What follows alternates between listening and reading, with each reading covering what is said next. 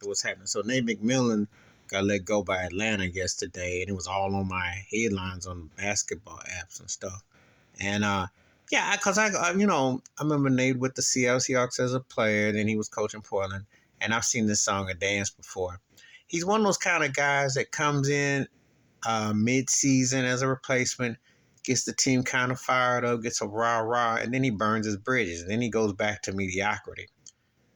His case in Atlanta with him and Trae Young was going to be, you can't coach these guys today like you once did. Trae's a double-double guy, but Trae has to shoot a lot, long range. I think a couple years ago when they were playoff bound, when they made that little run, and that's when Nate was on board, and they got to the third round, they lost to Milwaukee in the Eastern Conference Finals, when he was at the top of the key, and he did that pump and that dribble, and he goes hard to his right.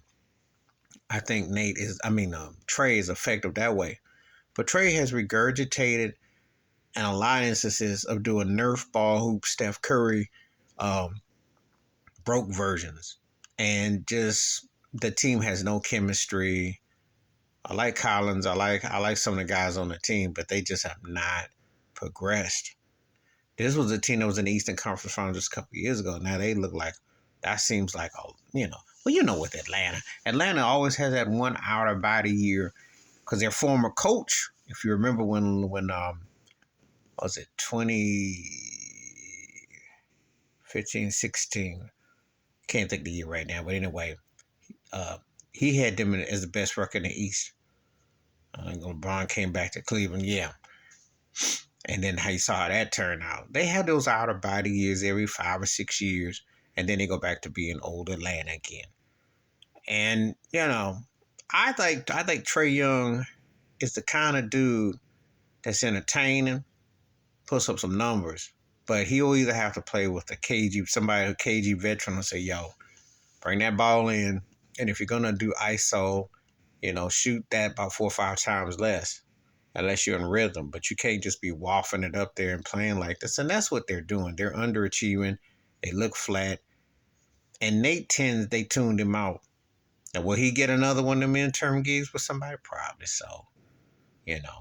I would see Nate probably going to Detroit or going somewhere that looks real sloppy. He'll get a gig, and then he'll do his little magic trick for near the end, and he'll get a contract, and then it'll be the same old thing because he will butt heads with certain type of players. But I can't really say that he was wrong in Atlanta. I just didn't think it was going to last long because of his style and with Trae Young. Because that's just, what's going on. It's tough for a certain type of coach or a certain type of mindset because this era is just so different with the way cats shoot logo threes and space and ISO.